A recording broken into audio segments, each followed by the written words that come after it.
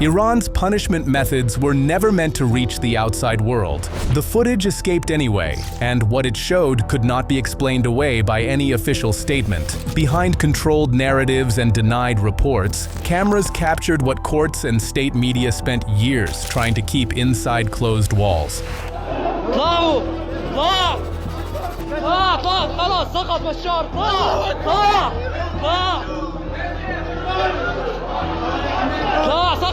Today we examine the cases that went viral and why the world has never been able to look away. Crane gallows death.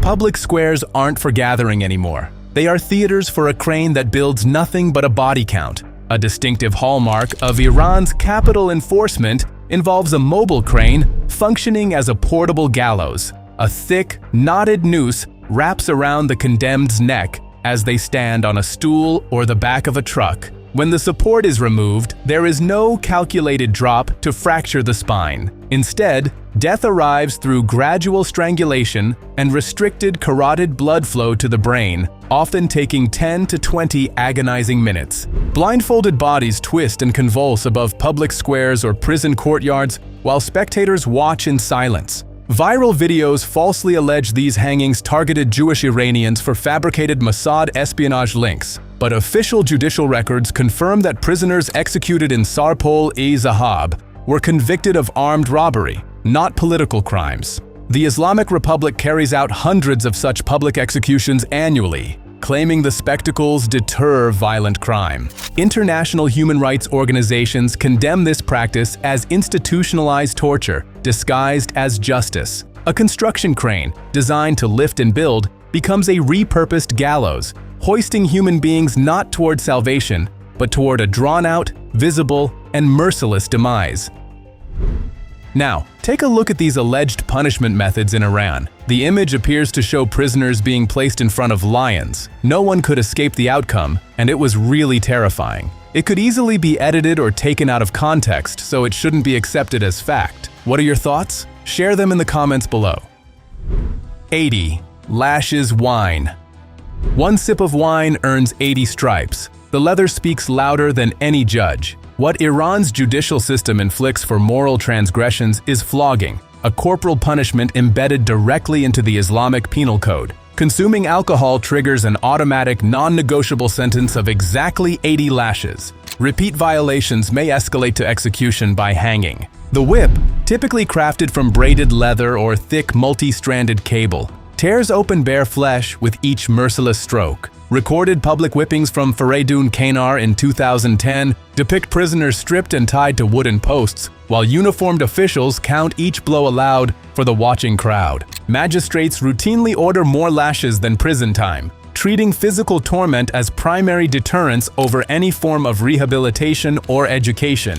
Victims endure deep humiliation, permanent scarring across their backs, and psychological trauma that lasts a lifetime. International observers note these penalties overwhelmingly crush the impoverished, the powerless, and religious minorities. For an act considered trivial or even legal across most of the globe, a single glass of wine, Iran delivers 80 cuts of pure, state-sanctioned agony. The sip vanishes instantly, the welts remain forever. Blade takes fingers. The blade of the guillotine falls on fingers, not necks, and the left foot follows the right hand into silence. A uniquely horrifying facet of Iran's penal code is judicial amputation, sanctioned by Quranic verse 533, for those who wage war against God. For theft, the prescribed penalty is removal of the right hand. For highway robbery or spreading corruption on earth, Iran employs cross amputation, severing the right hand and left foot from opposite sides. The procedure occurs publicly, without anesthesia. Since 2013, Iranian authorities have increasingly used a specialized finger guillotine machine rather than swords. In Urmia and Sari, prisoners have lost 4 fingers in single nights. The right hand is always targeted first because Islamic tradition reserves the right hand for clean acts like eating. Its removal forces the victim to use the unclean left hand for everything, an added layer of humiliation. Doctors attend only to manage bleeding and administer basic painkillers, not to prevent the mutilation. Amnesty International and UN rapporteurs have condemned these amputations as torture and grave human rights violations. Since 1979, at least 223 amputations have been documented in Iran. Stones break bones. The stones are small enough not to kill instantly, but the mob throws until the screaming stops. Among the most archaic judicial practices is stoning, rajam, reserved primarily for married adulterers. The procedure is a calculated exercise in prolonged trauma. Men are buried to their waists and women to their chests in a shallow pit to prevent escape.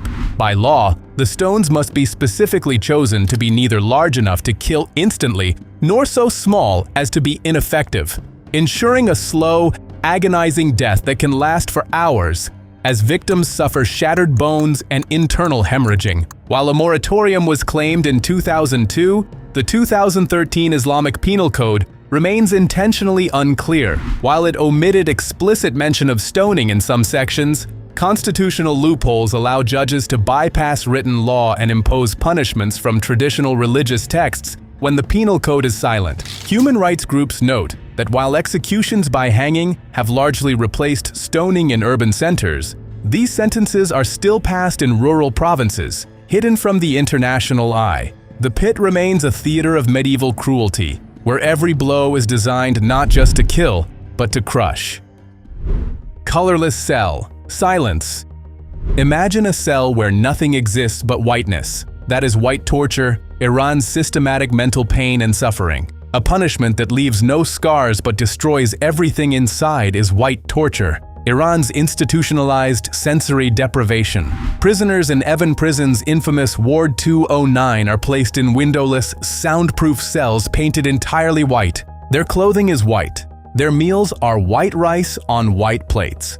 Guards wear padded shoes to eliminate footsteps. Lighting is designed to cast no shadows. There is no clock, no calendar, no human voice. Days become meaningless. Victims lose all sense of identity, time, and reality. Hallucinations begin within weeks. Some forget the faces of their own children. Journalist Ibrahim Nabavi, after 8 months in a white room, said, "The loneliness never leaves you, long after you are free." Amnesty International documented the first known case on Amir Fakhravar in 2004. Female political prisoners face additional threats. Interrogators menace families and threaten violence to extract confessions. The UN classifies prolonged solitary confinement as torture under the Mandela rules. Iran denies access to monitoring bodies. White torture is a silent death. No blood, no bruises, but a mind systematically erased. Acid mirrors wound.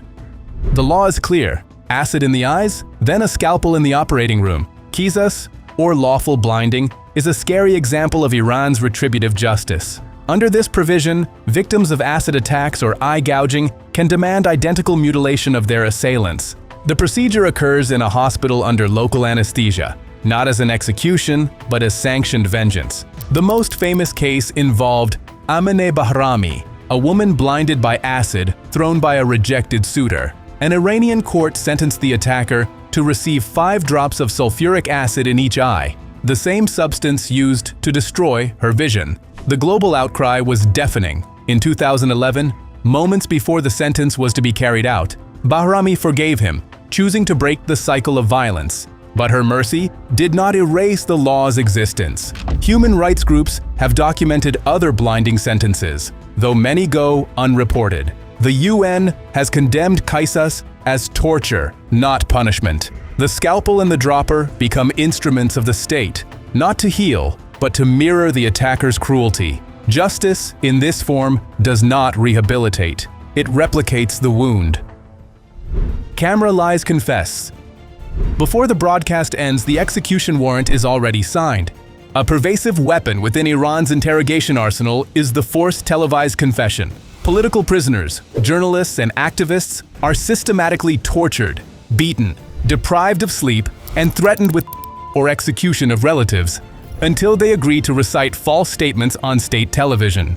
The broadcasts serve multiple purposes: justifying executions, manufacturing public consent, and terrorizing opposition networks. Sakineh Mohammadi Ashtiani, sentenced to stoning for adultery, appeared on Iranian TV in 2010, reading a confession her lawyers said was extracted under torture. The U.S. State Department's 2018 Human Rights Report documented numerous such cases, noting that confessions obtained through abuse are routinely admitted as primary evidence in revolutionary courts. Defense attorneys are often blocked from meeting clients before filming. The scripts are written by intelligence officers. The prisoner's demeanor, broken, tearful, or eerily robotic, betrays the coercion.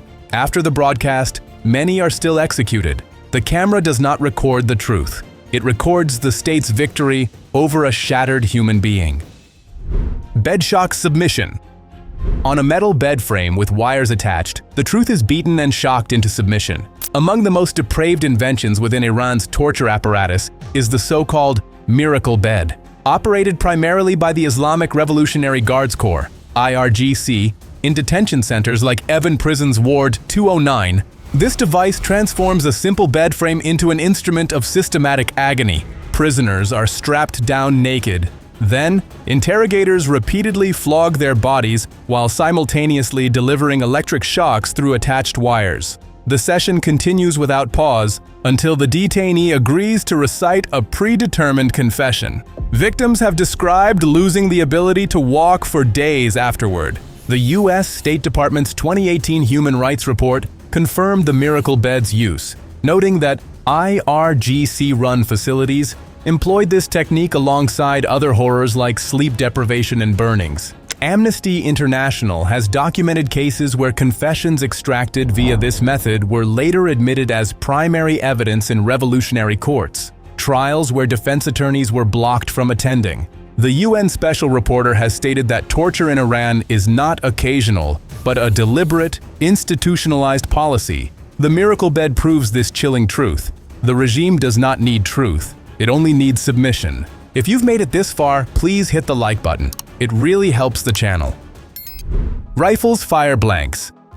When the rifles fire in unison, no single shooter knows whose bullet tore through the condemned's chest. Though hanging dominates modern Iranian executions, another method remains on the books: the firing squad. Historically reserved for military personnel and political dissidents, this form involves multiple shooters aiming at the heart. Only one rifle contains a live round. The victim stands blindfolded against a wall. After the volley, a supervising officer delivers a final bullet if death does not arrive immediately. Iran Human Rights reports that the Islamic Republic has not widely used firing squads since the mass executions of political prisoners in the 1980s. However, Kurdish activists and Baluchi dissidents have faced this fate in recent decades.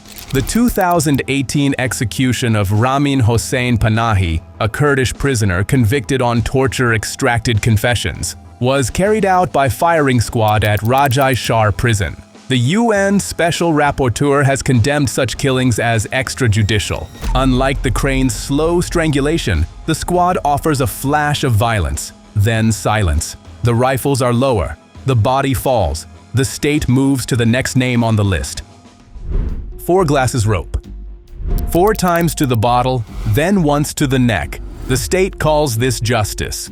A striking illustration of Iran's escalating judicial logic is execution for habitual drinking. Under the Islamic Penal Code, a single alcohol violation earns 80 lashes. A second and third offense bring additional floggings. But upon the 4th conviction, the punishment escalates to death by hanging. In July 2020, Mashhad prison witnessed exactly this outcome. A man executed after his 6th alcohol charge, alongside driving infractions.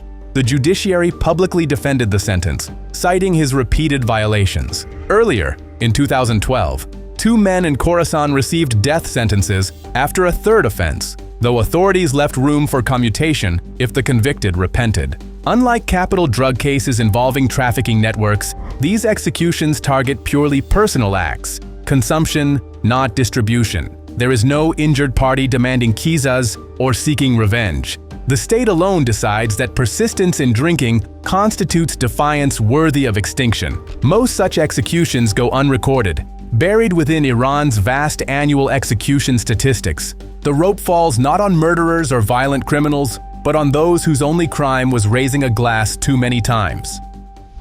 Faith change kills. A shift in belief turns into a death sentence. The law hunts for hypocrisy where there is no injury, only an unspoken thought. One of Iran's most deeply contested capital offenses is apostasy, leaving the Muslim faith. Though the Islamic Penal Code never explicitly criminalizes apostasy, Article 167 of the Constitution empowers judges to enforce Sharia law where statutes are silent. Under prevailing religious interpretation, male apostates face execution. Female apostates receive life imprisonment. The distinction between fitri, born Muslim, and milli, converted to Islam, matters little. Both can die. High-profile cases illustrate the danger. In 1990, Hossein Soudmand, a Christian convert, was hanged in Mashhad. Youcef Nadarkhani, an Iranian pastor, spent years on death row before his sentence was commuted. Baha'i followers, deemed apostates by default, have been executed or imprisoned for decades. The Iran Human Rights Documentation Center notes that apostasy charges often merge with political offenses, like waging war against God, making convictions nearly automatic. Confessions extracted under torture serve as primary evidence. International law limits capital punishment to most serious crimes. Apostasy does not qualify, yet Iran continues to prosecute belief as betrayal. Private love death.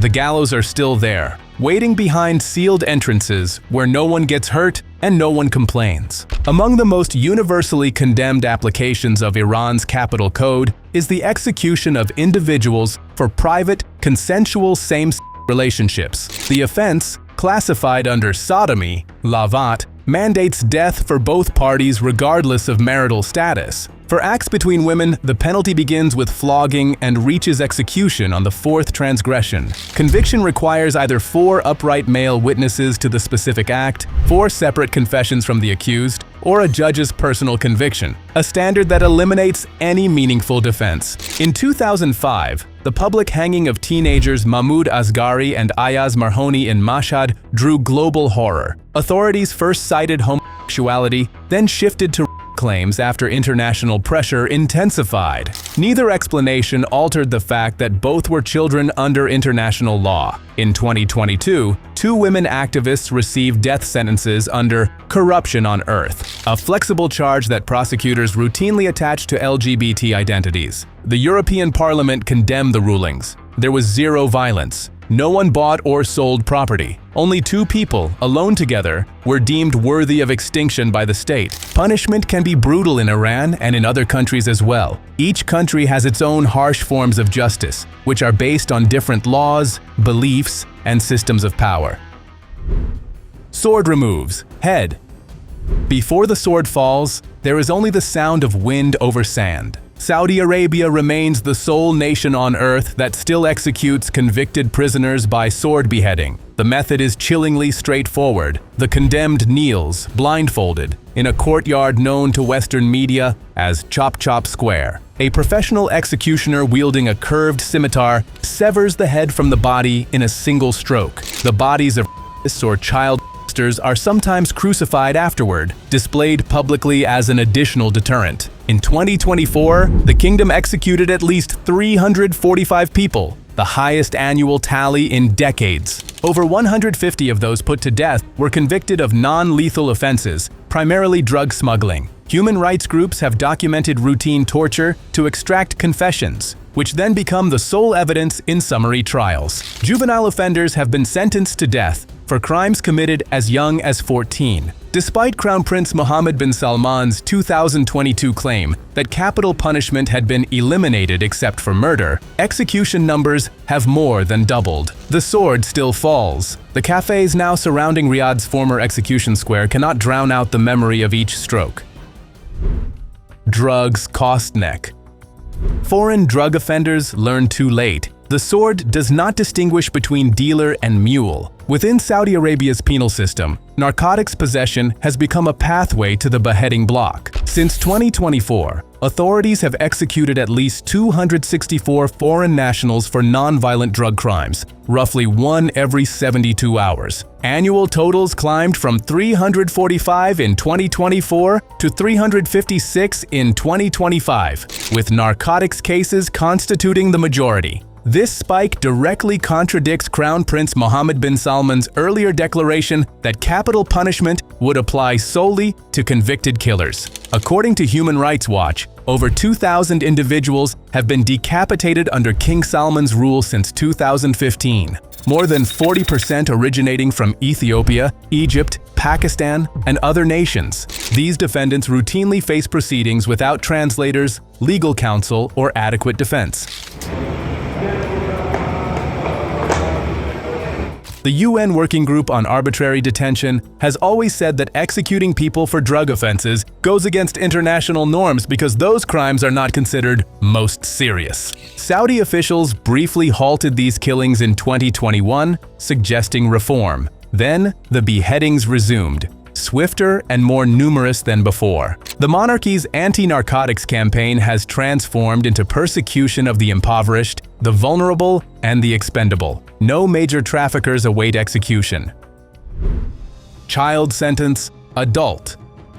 The crime was committed as a juvenile, but the punishment came years later, as an adult with no way back. In Yemen, the law technically forbids executing anyone for crimes committed under the age of 18. But in practice, that line often disappears. Weak birth registration systems mean many defendants cannot prove their age. Courts sometimes ignore documents or rely on questionable medical estimates instead. The result is chilling. Juvenile offenders, some just teenagers at the time of their alleged crimes, have been sentenced to death and later executed, often by firing squad. Human rights groups report cases where confessions were extracted through beatings, threats, or torture, leaving defendants with little chance to defend themselves. At least 22 individuals have faced death sentences despite claims they were minors, and multiple executions have already taken place in past years. This punishment is not just about crime. It exposes a system where age can be uncertain, justice can be rushed, and youth can vanish inside a courtroom. And once that sentence is signed, the question is no longer guilt or innocence, only time. What you've just seen is a look at how punishment, law, and power can intersect in ways that shock the world and spark global debate. These cases continue to raise difficult questions every time new footage or reports emerge. If you enjoyed this deep dive, make sure to like and subscribe for more. Thanks for watching.